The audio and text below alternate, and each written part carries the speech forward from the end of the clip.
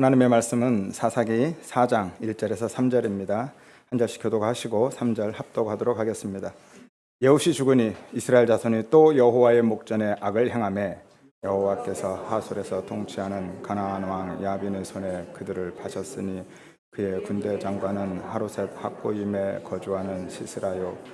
야빈 왕은 철병거 900대가 있어 20년 동안 이스라엘 자손을 심히 학대했으므로 이스라엘 자손이 여호와께 부르짖었더라. 아멘.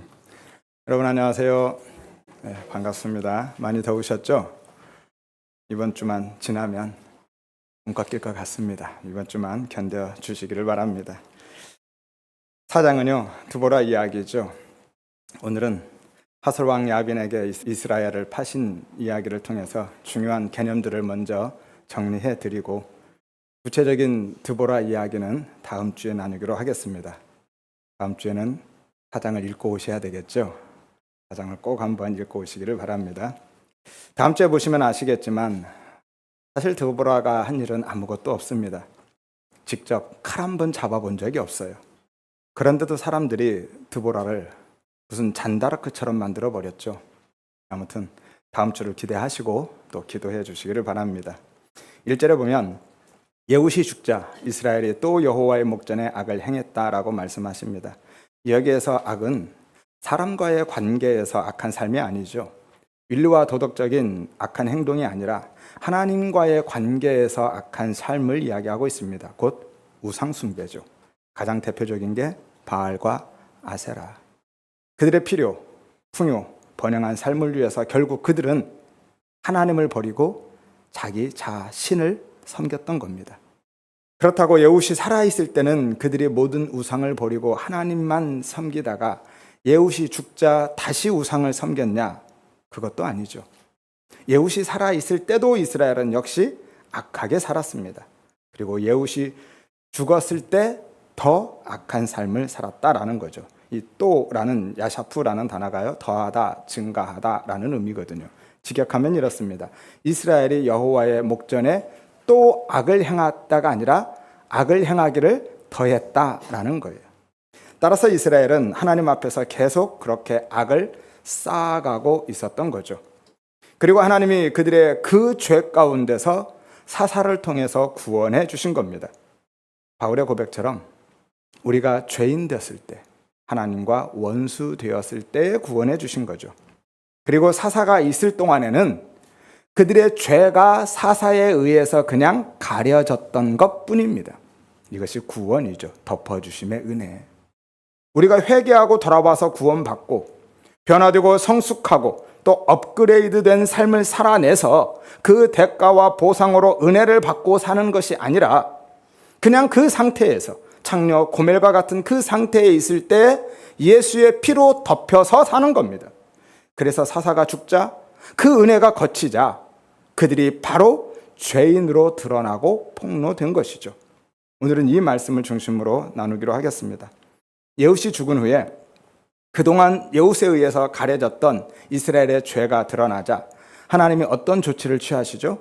2절에서 3절에 여호와께서 하솔왕 야빈의 손에 그들을 파셨다라고 하죠.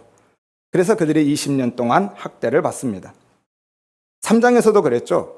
하나님이 이스라엘을 아람 왕 구산 리사다임에게 파셨습니다. 그리고 나서 사사 온니엘을 통해서 구원해 주시죠. 이후에도 모압 왕 에글론의 손에 다시 넘기시고 또 사사를 통해서 구원해 내십니다. 완전히 병 주고 약 주고 하시는 거네요. 그러면 하나님은 왜 그렇게 하실까요? 거기에 아주 중요한 메시지가 담겨져 있습니다.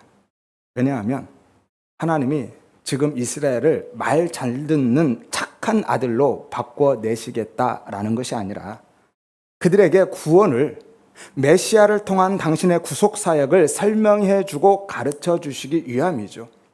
그래서 잠시 죄의 세력에 팔아 넘기신 겁니다. 이 팔다 마카르라는 단어가요, 말 그대로 돈 받고 파는 거예요. 특히 종으로, 노예로 팔아버리는 겁니다. 그러면 다시 찾아오려면 어떻게 해야 되죠? 그만한 대가를 지불해야만 하는 것이죠. 이것을 성경에서는 구속이라고 하는 겁니다. 감옥에 집어넣는 그런 구속 말고요.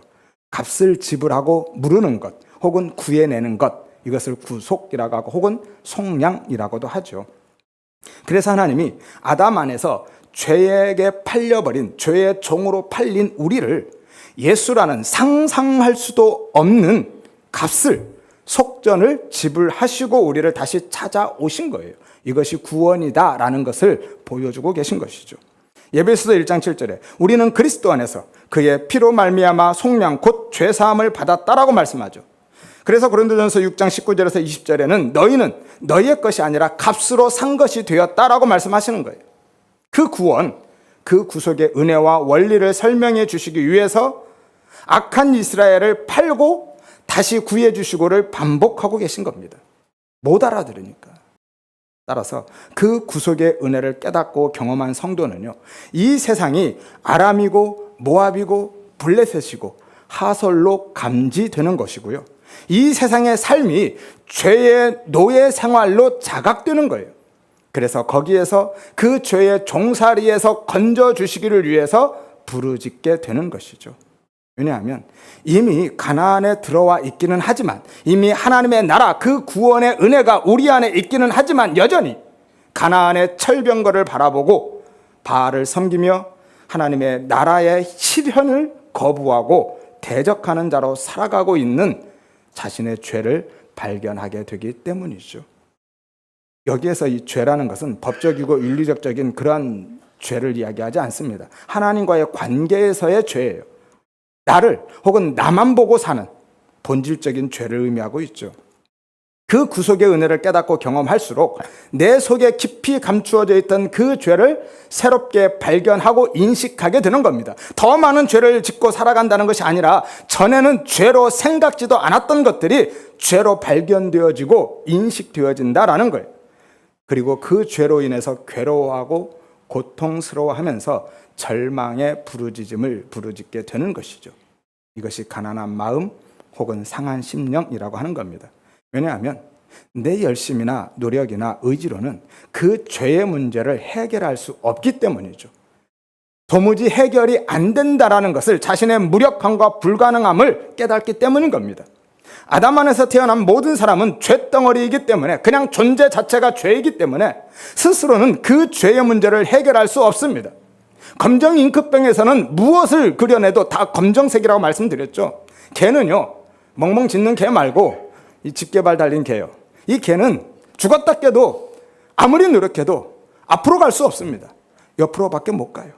앞으로는 단 한 걸음도 나아갈 수 없어요. 그게 바로 우리인 거예요. 우리는 죽는 날까지 내가 중심이 되어서 나를 위한 선택만 하며 나만을 위해서 살아가게 되어 있습니다. 이것이 죄의 본질인 거예요. 그리고 그 본질적인 죄를 발견하고 그 죄에 대해서 아무것도 할 수 없는 자신의 그 무력함, 불가능함 때문에 하나님께 부르짖게 되는 것이죠. 왜냐하면 해결이 안 되니까.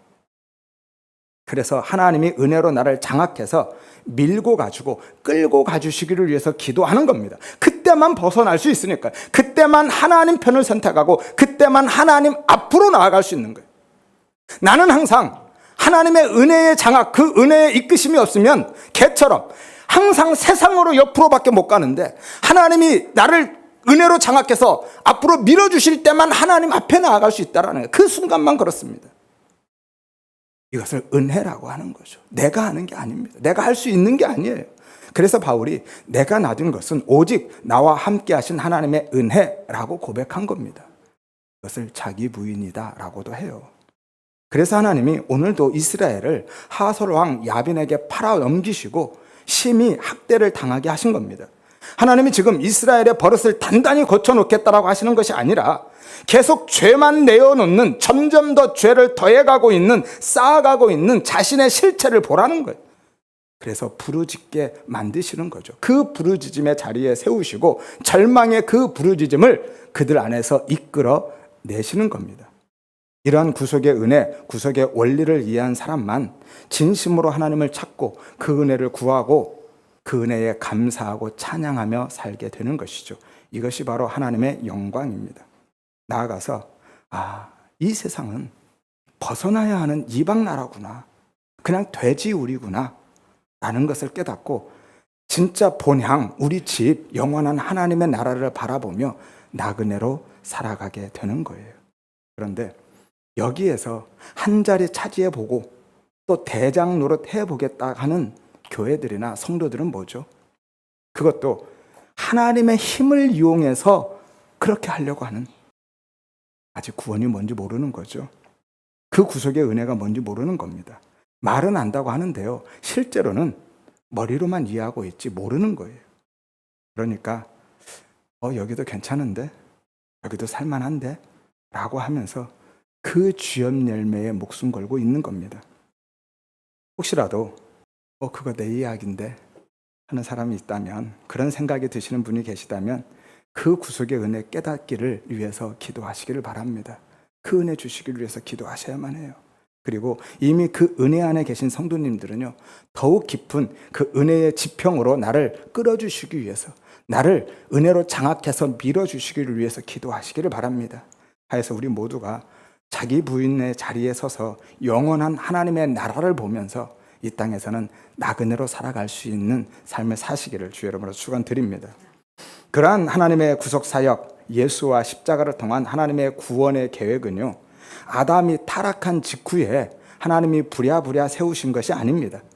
하나님은요, 창세 전에, 세상을 창조하기 전에 이미 그 계획을 세워두신 거예요. 이것이 창세전 언약이다라고 하는 겁니다.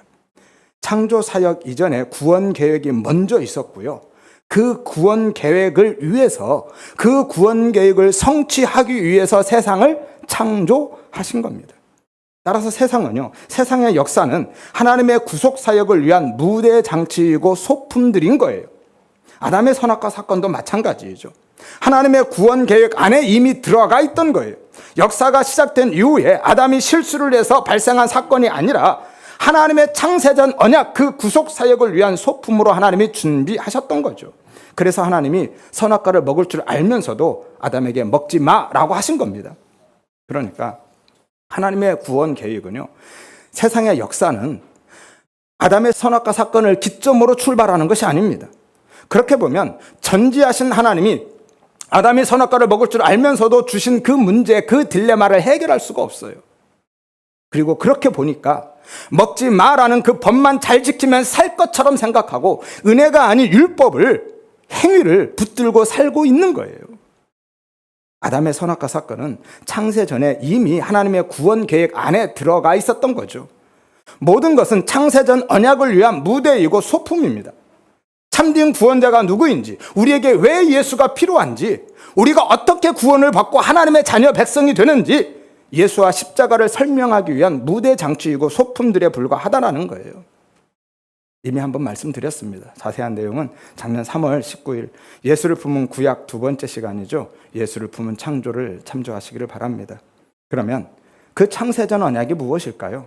에베소서 1장 4절에서 6절에 보면 창세전에, 언제요?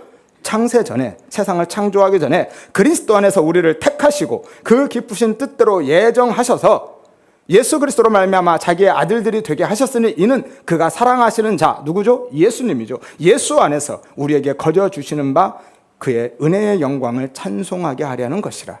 이것이 창세전 언약입니다. 창세전에, 우리가 태어나기 전이 아니라 세상이 지어지기 전에, 세상이 만들어지기 전에 하나님이 우리를 택하시고 예정하셨다라는 것. 무엇을요? 우리를 아들, 자녀 삼아 주시는 것을. 어떻게 해요? 예수 그리스도로 말미암아, 예수 그리스도를 통해서. 이것이 구원이고 은혜입니다. 내가 이 땅에 태어난 이후에 내가 예수를 믿어서 구원받고, 내가 하나님의 말씀을 지켜서, 내가 나의 열심으로, 내 자격으로, 공로에 의해서 그 구원을 유지해 가는 것이 아니라 온전히 하나님이 창세 전에 오직 예수 안에서 나를 택하시고 구원하시기로 예정하셨던 거예요. 그래서 우리의 구원이 확실하다라는 거예요. 흔들리지 않는 겁니다. 그리고 그 구원이 하나님이 거저 주시는 은혜다, 선물이다라고 하는 것이고요. 되게 복잡하고 어려운 이야기 같은데요, 그냥 예수 이야기하고 있는 거예요. 십자가 이야기하고 있는 겁니다. 이것이 창세전 언약이에요. 하나님이 당신의 아들 예수를 통해서 십자가로 우리를 당신의 자녀 삼아 주시겠다라고 약속하신 것이 창세전 언약이라는 것이죠. 그리고 그 창세전 언약에 의해서 역사 속에서 당신의 백성들에게 계속 언약이 주어지고 있는 겁니다. 아담의 언약이 시작이죠. 창세기 3장 15절에 메시아 언약입니다. 일명 원시복음이라고도 하죠. 그것을 기점으로 노아의 언약, 방주 언약과 무지개 언약이죠. 그리고 아브라함의 언약, 횃불 언약과 할례 언약입니다. 모세의 언약, 시내산 언약이죠. 다윗의 언약, 성전의 언약입니다. 계속 하나님은 창세전 언약에 의해서 당신의 백성들에게 그 언약을 주고 계셔요. 그 방법과 형태, 내용은 조금씩 달라지고 있지만 궁극적인 메시지는 하나입니다. 뭐죠? 예수, 십자가. 그리고 하나님은 그 창세전 언약의 시나리오를 가지고 이 세상에 대하 드라마를 펼쳐 가시는 거예요. 그것이 역사죠. 세상의 역사가 하나님의 창세전 언약을 성취하시는 드라마다라는 거예요. 따라서 역사 전체가, 아니 역사 자체가 그냥 예수와 십자가인 거예요. 그래서 역사는 어떻게 해도 예수만 보이고 십자가만 드러나는 겁니다. 역사의 어느 시대를, 어떤 사건을 잘라서 그 단면을 본다 할지라도 예수가 보이는 것이고요. 역사를 완전히 뒤집어버리고 엎어놓는다 할지라도 하나하나 다 뜯어내고 완전히 분해하고 해체해도 거기에서 예수가 보이고 십자가가 드러나는 겁니다. 역사 속에서 예수의 십자가 사건이 있었던 것이 아니라 역사 자체가 예수인 거예요. 세상이, 인간들이 자발적으로 예수를, 십자가를 드러내는 것이 아닙니다. 세상이 악으로 드러나고요. 인간은 죄가 폭로됨으로써 하나님은 왜 당신의 아들 예수를 십자가에 못 박을 수밖에 없으셨는지를, 십자가의 그 은혜의 필요성과 필연성을 보여준다라는 거예요. 그것이 세상의 역사이고 우리의 인간이라는 것이죠. 성도의 삶도 마찬가지죠. 인생의 어떤 사건이나 순간을 잘라서 단면을 봐도요, 성도의 삶에서는 예수가, 십자가가 보이게 되어 있습니다. 성도는 예수와 십자가를 통해서 내가 드러나는, 나를 드러내는 존재가 아니라 나는 그냥 없음이 되고 오직 예수와 십자가 그 은혜만 드러내는 존재이기 때문이죠. 그것도 내가 드러나는 게 아닙니다. 내가 드러내는 게 아니라 저절로 그렇게 드러나는 삶을 살게 되는 거예요. 이것이 하나님의 영광, 찬송이 되는 삶이다라고 하는 겁니다. 우리는 그렇게 하나님의 창세전 언약에 의해서 나는 없음이 되고 오롯이 예수와 십자가만 드러나는 삶을 살게 되는 것이죠. 하나님이 그 은혜로 나를 완전히 장악하셔서 그 자리로 끌고 가시는 겁니다. 그리고 그 과정 속에서 치열한 전쟁이 벌어지는 것이죠. 하나님의 은혜와 아담 안에 있는 내 옛사람, 육적 자아와. 이것이 가나안 전쟁의 본질입니다. 하나님의 나에 대한 정복 전쟁. 그래서 우리는 신앙생활이 고난으로 체감되는 거예요. 변화와 성장, 업그레이드 되는 삶이 아니라 하면 할수록, 진리를 알아가면 알아갈수록 점점 더 무력하고 불가능함, 없음의 자리로 내려가거든요. 이것이 성도의 삶이고 진짜 성화인 겁니다. 자기 부인. 이게 우리의 신앙생활인 거예요. 그래서 나를 위한 예수를 찾는 것이 아니라 예수를 위한 나로 살게 되는 겁니다. 그래서 우리 교회 성도님들이 요즘 들어서 부쩍 일이 잦아지고 많아지는 것 같습니다.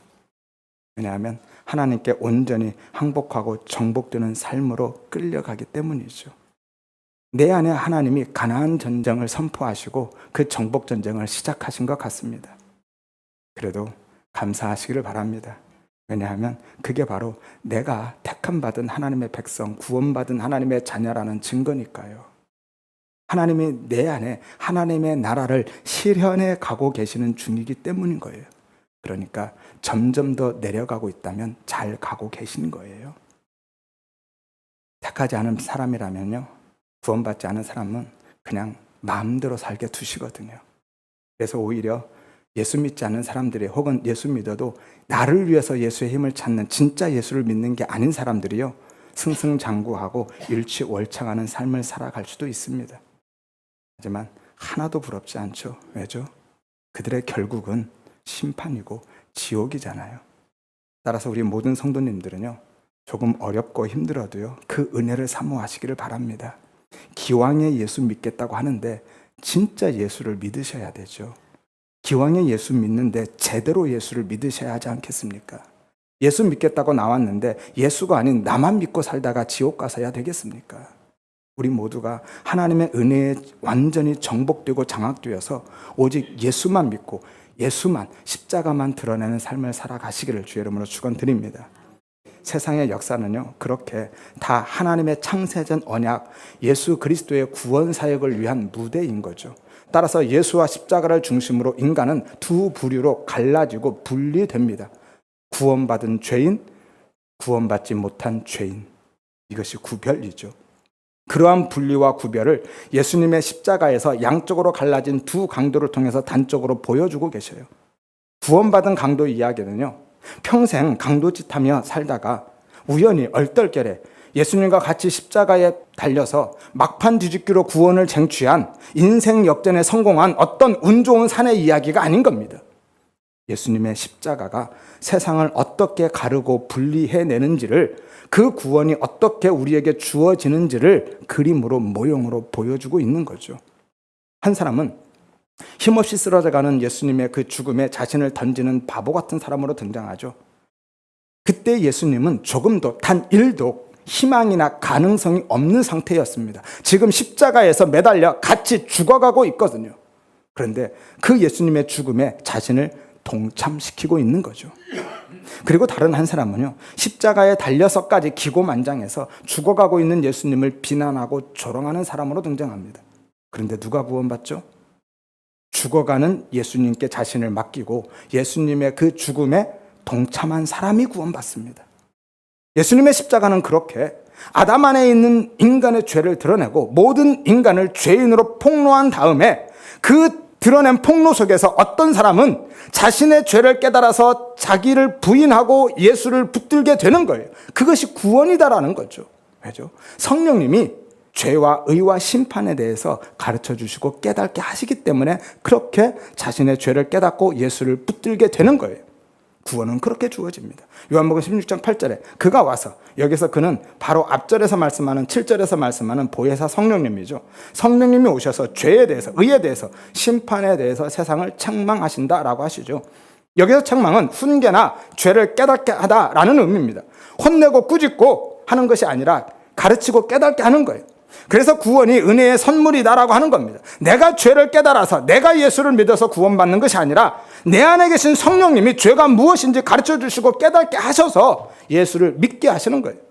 그 예수를 믿는 믿음 또한 그래서 하나님이 주시는 겁니다. 하지만 어떤 사람은 죄가 뭔지도 모르고 여전히 자신을 의지하는 자로 남게 되는 거고요. 그 사람이 사망과 지옥에 떨어지는 사람이죠. 아담 안에 태어난 모든 인간은 다 그렇게 심판과 멸망에 떨어질 지옥 갈 죄인인데, 예수 안에서 창세전에 택함 받은 사람만 그 죽음에 동참시킴으로 분리하고 구별해 내시는 거예요. 그리고 그 분리와 구별은요, 구원에 있어서만 적용되는 것이 아닙니다. 구원받은 하나님의 백성들의 삶 가운데서도 그대로 적용되는 거예요. 하나님의 은혜가 임하면은요, 죄인의 인생에 성령님이 임하시면 반드시 분리와 구별이 일어납니다. 죄와 세상에 대해서 분리가 먼저 일어나게 되죠. 하나님이 나의 옛사람, 옛 육적 자아를 죽이시고 그 죄와 세상으로부터 분리해 내시는 거예요. 그리고 그 죽음, 분리 위에 하나님의 은혜, 예수의 피로 덮어서 살려내시는 겁니다. 구별해 내시는 거죠. 이것이 믿음의 삶이고 신앙생활인 겁니다. 그 분리, 옛사람, 육적 자아의 죽음이 곧 가나안 정복 전쟁이고요, 대적의 손에 팔린 이스라엘의 고난인 거예요. 그래서 내 안에 있는 죄를 발견하고 깨닫게 되고 어찌할 수 없는 그 죄의 문제로 탄식하게 되고 절망 가운데서 부르짖게 하심으로써 그 죄에서 나를 위해서 나만 보고 사는 나에게서 분리해내시는 겁니다. 세상으로부터, 그리고 세상으로 살아가는 나로부터 분리해내시는 것이죠. 이것이 자기 부인입니다. 그런데 성경은요, 그러한 성도의 자기 부인, 죄와 세상, 나에 대한 죽음을 하나님과 동행이라고 하고 있어요. 왜냐하면 하나님과 세상은, 하나님과 나는 각기 다른 방향으로 정반대로 가고 있기 때문이죠. 따라서 성도는 세상과 하나님을, 나와 하나님을 동시에 붙들고 살아갈 수 없습니다. 그래서 어느 한쪽으로부터 반드시 분리가 일어나게 되어 있습니다. 예수를 믿지 않는 사람들은요, 하나님으로부터 분리되어서 영원한 심판, 사망, 지옥으로 달려가는 거고요. 예수를 믿는 성도는 세상에서, 그리고 나에게서 분리되어서 영원한 하나님의 나라, 천국으로 달려가는 겁니다. 그러니까 지금 우리는요, 세상 속에서 세상으로 살고 있는데 하나님의 택하심과 은혜에 의해서 거기에서 세상으로 살고 있는 나로부터 분리와 구별이 일어나고 세상과 타락한 그 본성, 나의 육적 자아, 옛사람으로부터 반대 방향으로 나아가게 되는 것이죠. 그래서 진짜 예수 믿는 것이, 신앙생활하는 것이 힘든 겁니다. 이것을 죽음이라고 하는 거예요. 그런데 성경은 그 죽음을 하나님과 동행이라고 하는 거고요. 하나님과 동행하면 생각나는 사람 있죠? 누구죠? 에녹. 에녹은 하나님과 동행한 대표적인 인물이죠. 그래서 죽음을 통과하지 않고 바로 하나님 나라로, 하늘나라로 승천한 사람입니다. 하지만 에녹은요, 인류 역사 속에서 나타난 특별한 존재나 혹은 우리가 본받아야만 하는 믿음의 영웅이 아닙니다. 세상에서 하나님과 동행하는 삶, 그 죽음의 삶, 종말의 삶을 살아가는 성도의 삶이 무엇인지를 설명해 주기 위한 모형인 거예요. 그러면 하나님과 동행하는 삶이 왜 죽음이고 종말의 삶, 종말을 살아가는 삶인지를, 그리고 그게 어떻게 우리 성도의 삶을 모형하고 있는지를 한번 확인해 보도록 하겠습니다. 창세기 5장 21절에서 24절입니다. 에녹은 65세에 무두셀라를 낳았고 무두셀라를 낳은 후 300년을 하나님과 동행하며 자녀를 낳았으며 그는 365세를 살았더라. 에녹이 하나님과 동행하더니 하나님이 그를 데려가심으로 세상에 있지 아니하였더라 라고 말씀하죠. 자, 보세요. 에녹이 65세에 아들 무두셀라를 낳죠. 그리고 그 후에 300년을 하나님과 동행했다라고 합니다. 그러면 여기서 질문이요. 에녹이 65세 전에는, 무두셀라를 낳기 전에는 하나님과 동행했다라는 거예요? 안 했다라는 거예요? 안 했다라는 거죠. 무두셀라를 낳은 후부터 300년을 동행했으니까 그 전에는 동행하지 않은 겁니다. 그러면 에녹이 하나님과 동행하게 된 계기가 뭐죠? 에녹이 하나님과 동행하게 된 계기, 65세 때 무슨 일이 있었다고요? 아들 무두셀라를 낳은 일이 있었죠. 무두셀라가 누구예요? 세상에서 가장 오래 산 사람. 우리는 딱 거기까지만 알고 있죠. 세상에서 가장 오래 산 사람. 몇 살을 살았어요? 969세. 주일학교 성경 퀴즈 단골 문제죠. 무두셀라를 낳고 그 후로 하나님과 동행했습니다. 이 동행하다, 할라크라는 단어인데 걷다라는 의미입니다. 따라서 에녹은요, 무두셀라를 낳은 후에 비로소 하나님과 함께 걸었다라는 거죠. 여기서 하나님과 함께 걸었다라는 것은 하나님의 방식 혹은 하나님이 원하시는 삶의 원리를 따라서 살았다라는 거예요. 그러면 에녹은 무두셀라를 낳은 후에 왜 갑자기 하나님과 동행하게 되었을까요?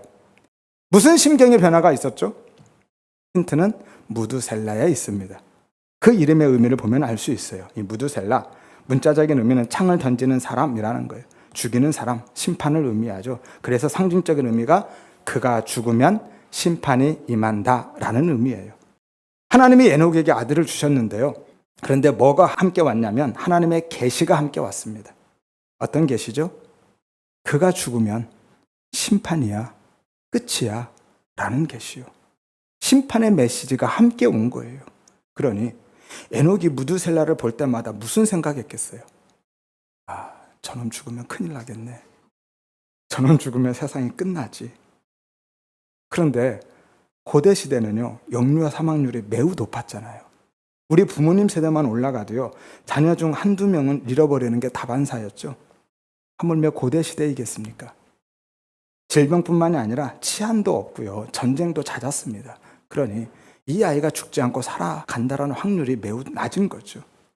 그러니까 에녹의 삶이 하루하루가 어떻겠어요? 얼마나 마음 졸이고 살았겠습니까? 무두셀라가 죽으면 끝나는데, 세상이 끝나는데, 그러한 상황에서 에녹이 자기의 꿈과 야망을 쫓아서 혹은 즐거움과 쾌락을 따라서 살 수 있었겠습니까?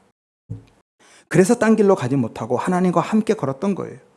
그래서 세상과 결별하고 하나님께 딱 붙어서 꼼짝 못하고 하나님의 방식대로, 하나님이 요구하시는 삶의 원리대로 따라서 살아갔던 겁니다. 하나님이 이끄시는 대로 살 수밖에 없었던 거죠. 이것이 바로 하나님과의 동행입니다. 그러면 그렇게 하나님과 동행하는 에녹의 삶의 현실은 어땠을까요? 하나님의 은혜와 사랑 속에서 하나님과 정말 막 미래를 나누면서 날마다 기쁘고 행복하고 그렇게 살았을 것 같아요? 천만의 말씀입니다. 에녹처럼 세상과 결별하고 하나님과 동행하는 삶은요, 그렇게 녹록지 않습니다. 누구의 삶을 보면 알아요? 노아의 삶을 보면 알죠. 노아도 에녹과 똑같이 하나님과 동행했거든요. 창세기 6장 9절에 노아는 의인이요 당대의 완전한 자라. 그는 하나님과 동행하였다고 하죠. 이 동행, 할라크, 동일한 단어입니다. 그러니까 노아도요 에녹과 똑같이 하나님과 동행한 삶을 살았던 사람이에요. 그런데 노아의 삶은 어땠죠? 비가 오지 않는 시대에, 그래서 비라는 개념조차 없는 시대에 산꼭대기에 배를 짓고 있었어요. 한두 달, 1, 2년 지은 게 아닙니다. 최대 100년의 세월을 지었죠. 노아가 500세 된 후에 자녀를 낳고 600세 때에 홍수가 임했죠. 500세 이후에 하나님이 계시가 임했고요. 그러니까 최대 100년을 방주를 지은 겁니다. 그 자체로요, 자신의 일상은 완전히 차압된 상태가 되는 겁니다. 그게 바로 하나님과 동행한 노아의 삶이었죠. 그뿐입니까? 그 노아의 삶을 바라보는 사람들의 시선은 어땠을까요? 저런 바보 같은, 저런 미련한, 저런 어리석은, 심하면 저런 미친, 그러겠죠? 세상의 온갖 조롱과 웃음거리가 되는 겁니다. 이것이 세상과의 분리, 구별, 성도의 죽음이라고 하는 겁니다. 세상과 결별하고 하나님과 동행함으로 세상에서는 그냥 없는 자가 되는 거예요. 이게 성도의 죽음인 겁니다. 창세기 5장 24절에 에녹이 하나님과 동행하더니 하나님이 그를 데려가심으로 세상에 있지 아니하였더라 라고 말씀하죠. 원어에는 세상이라는 단어는 없습니다. 원문을 그대로 직역하면 이렇습니다. 에녹이 하나님과 함께 걸었다. 그리고 그는 없음이 되었다. 존재하지 않았다. 아무것도 아닌 자가 되었다라는 의미예요. 왜냐하면 하나님이 그를 취하셨기, 빼내셨기 때문이다 라는 거죠. 따라서 여기에서 강조점은요, 그가 죽지 않고 하나님 나라에 갔다라는 게 아닙니다. 본문에서 강조하고 있는 것은 그가 세상에 없는 자가 되었다라는, 없음이 되었다라는 거죠. 물론 에녹은 실제로 죽음을 보지 않고 승천한 게 맞습니다. 하늘나라로 갔죠. 하지만 이 이야기가 담고 있는 진리는 우리도 믿음으로 살면, 하나님과 그렇게 동행하면 죽음을 보지 않고 승천할 수 있다라는 게 아니죠. 하나님과 동행하는 삶을 살면, 하나님의 방식대로 하나님이 원하는 삶의 원리를 따라서 살아가면 이 세상에서는 없는 자, 아무것도 아닌 자가 된다라는 거예요. 그리고 그것이 바로 하나님과 동행한 노아, 에녹의 삶이고요. 이 세상을 살아가는 성도의 삶의 지향점인 겁니다. 하나님이 우리를 결국 그 자리로, 세상과 결별하고 세상에 대해서 죽는 자리로, 미련하고 바보처럼 보이는, 때로는 미친놈 취급받는 그 삶의 자리로, 아예 존재가 삭제되고 그냥 없음이 되어버리는 그 삶으로 몰고 가시고 끌고 가시기 때문인 거죠. 하나님의 은혜가 가입된 성도는 반드시 그 자리로 세상과 결별하는, 세상에 대해서 죽는, 없음이 되는 삶으로 밀려가고 내려가게 되어 있고요. 그게 우리의 신앙 생활인 겁니다. 갈라디아서 5장 24절에 그리스도 예수의 사람은 육체와 함께 그 정욕과 탐심을, 옛사람이죠, 십자가에 못 박았다, 죽었다라는 겁니다. 갈라디아서 6장 14절에 내게는 우리 주 예수 그리스도 십자가 위에는 결코 자랑할 것이, 기뻐할 것이 없다. 그리스도로 말미암아, 예수 때문에 세상이 나에 대해서 십자가에 못 박히고 세상도 나에 대해서 죽은 겁니다. 나 또한 세상에 대해서 그러하다. 나도 세상에 대해서 죽은 거예요. 그냥 없는 자가 되는 겁니다. 그리고 그렇게 하나님의 심판의 날을 마음에 새겨서 세상과 결별하고 세상에 대해서 죽고 하나님과 동행하는 삶을 살아가는 것을 종말론적인 삶, 혹은 종말에 투입된 삶이라고 하는 겁니다. 따라서 은혜 안에 있는 성도는요, 노아처럼 세상에서 분리되어서 산 위에 배를 짓는 삶을 살게 되어 있는 거예요. 왜냐하면 세상은 곧 끝날 것이고 심판을 당할 것인데, 거기에서 분리돼서 나와야 그 심판을 면하고 살기 때문이죠. 이게 구원입니다. 하지만 세상과 구별된 그러한 성도의 삶은요, 세상적인, 인간적인 눈으로 보면 한없이 미련하고 바보처럼 보이고 때로는 바울처럼 미친놈 취급당하기도 하는 겁니다. 성도는 그렇게 매일 죽음으로, 세상으로부터, 세상의 가치관과 세상의 세계관으로부터 한 발 한 발 나오게 되는 거예요. 이것이 죽는 겁니다.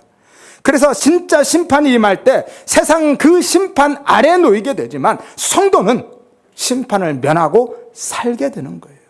이게 구원이죠. 이것이 에녹과 무드셀라, 노아의 이야기에 담아서 주시는 진리인 거고요. 그래서 노아가 실제로 그렇게 구원을 받습니다. 무드셀라가 어떤 뜻이라고 말씀드렸죠? 창을 던지는 사람, 심판을 의미했죠. 그래서 그가 죽으면 심판이 임한다라는 의미였죠. 그래서 노아 홍수의 심판이 언제 임하죠? 진짜로 무두셀라가 죽던 해에 임합니다. 안 믿기는 표정들이신데요. 제가 확인시켜 드리겠습니다. 창세기 5장 25절에서 29절. 무두셀라는 187세에 라멕을 낳았죠. 그리고 969세에 죽습니다. 라멕은 182세에 아들을 낳았죠. 누구죠? 노아를 낳습니다. 그리고 홍수는 노아가 몇 살 때 일어나죠? 600세에. 자, 그럼 보세요. 무두셀라가 187세에 라멕을 낳고요. 라멕은 182세에 노아를 낳았어요. 그러면 노아가 태어났을 때 무두셀라가 몇 살이죠? 187 더하기 182 얼른 해보세요. 369세죠. 그리고 그로부터 몇 년 후에 홍수가 터진다고요? 600년. 그러면 무두셀라가 몇 살이죠? 369 더하기 600? 969세. 그런데 무두셀라가 몇 살에 죽어요? 969세. 그러니까 무두셀라가 죽던 해에 그가 죽으면 심판이 임한다라는 하나님의 계시대로 세상이 심판을 당한 겁니다. 그리고 세상과 분리된 노아와 그 가족만 구원받는 거예요. 여러분 놀랍지 않습니까? 성경은요 정말 한치의 오차도 없어요. 왜요? 하나님의 말씀이니까요. 그리고 무두셀라는 예수에 대한 모형이죠. 그가 죽으면 심판이 임한다. 그래서 예수가 죽음으로 이 땅에 심판이 임한 겁니다. 이미 임했어요. 임할 것이 아니라 이미 임한 거예요. 예수님이 십자가에 죽고 이 땅에 심판이 던져진 거죠. 누가복음 12장 49절에 내가 불을 땅에 던지러 왔다고 심판의 불이었죠. 따라서 세상에는 이미 심판의 불이 던져진 겁니다. 그리고 그 사실을 믿음으로 아는 성도는 에녹처럼 노아처럼 세상과 결별하고 하나님과 동행하는 삶을 살게 되는 거예요. 그렇다고 머리 밀고 산으로 들어가시라는 것이 아니라 나를 위해서 사는 그 옛사람, 육적 자아를 위해서 사는 삶이 죽는다라는 거예요. 이것이 성도의 죽음이고 십자가인 거예요. 세상에서는 없는 자가 되는 것.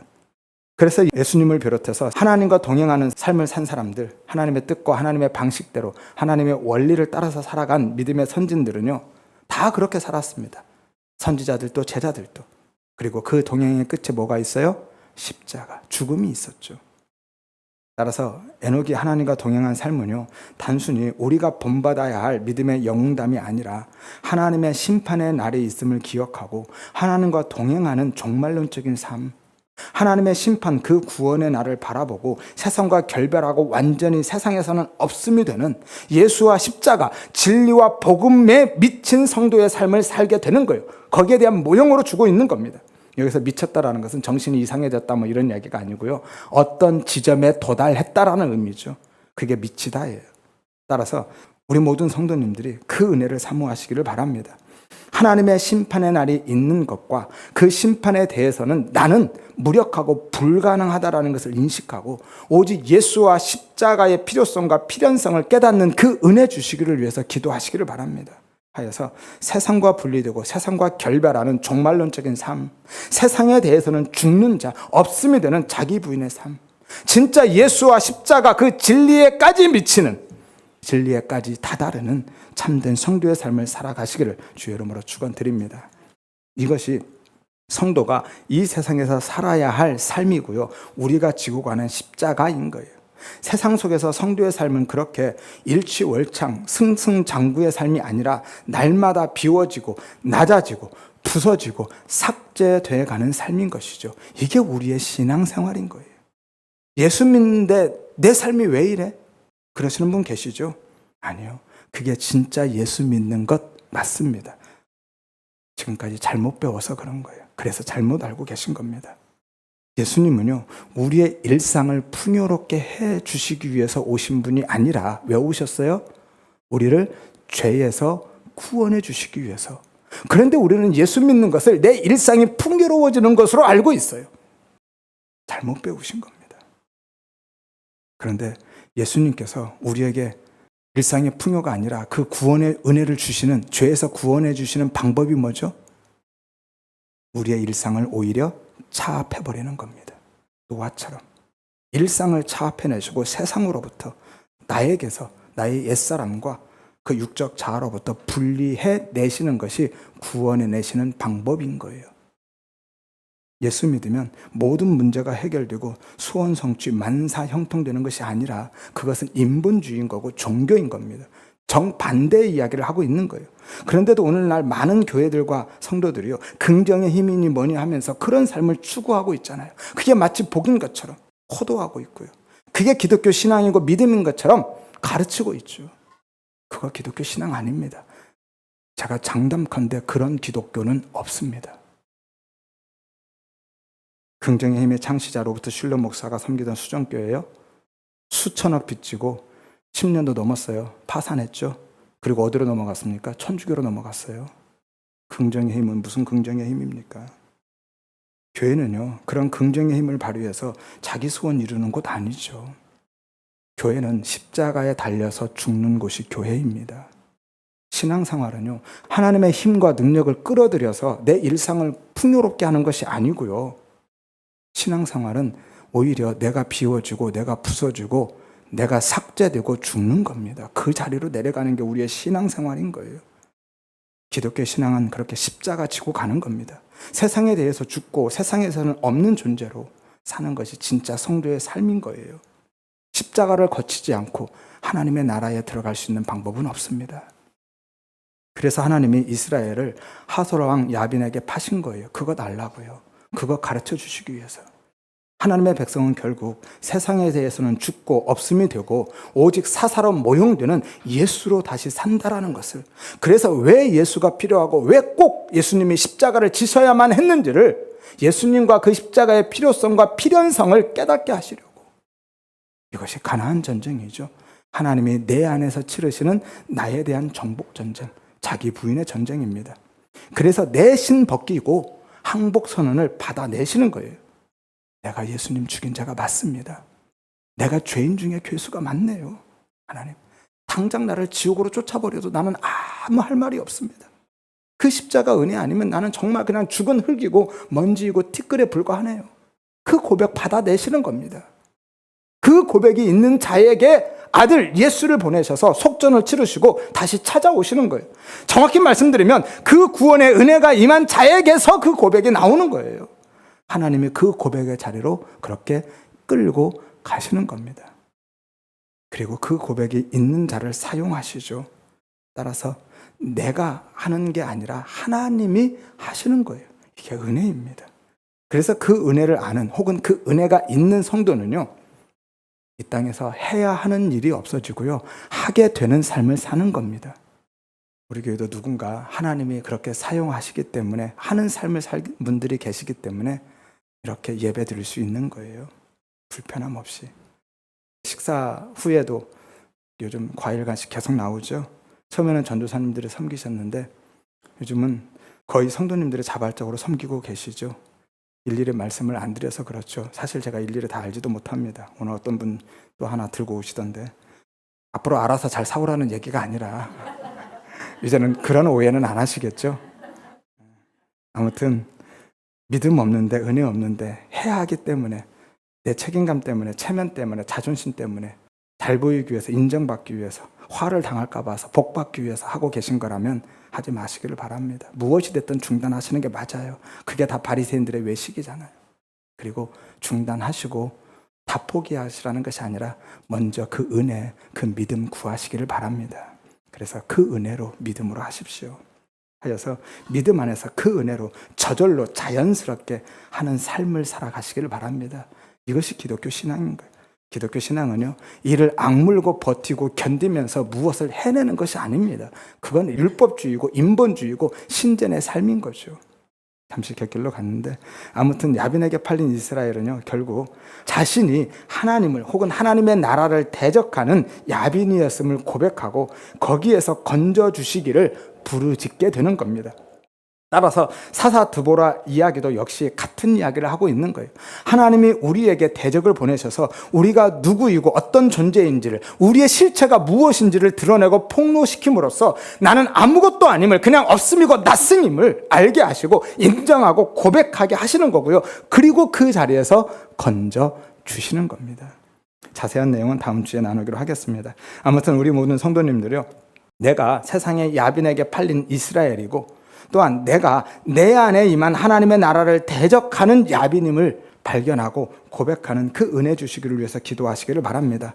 나아가서 그럼에도 불구하고 하나님이 예수의 생명을 속전으로 지불하시고 건져주시는 구속의 은혜와 지금도 여전히 내 안에서 나를 대적하고 있는 그 옛사람 야빈을 죽이시고 온전히 은혜의 통치가 실현되는 하나님의 나라로 세워가시는 그 하나님의 열심을 깨닫는 은혜 주시기를 위해서도 기도하시기를 바랍니다.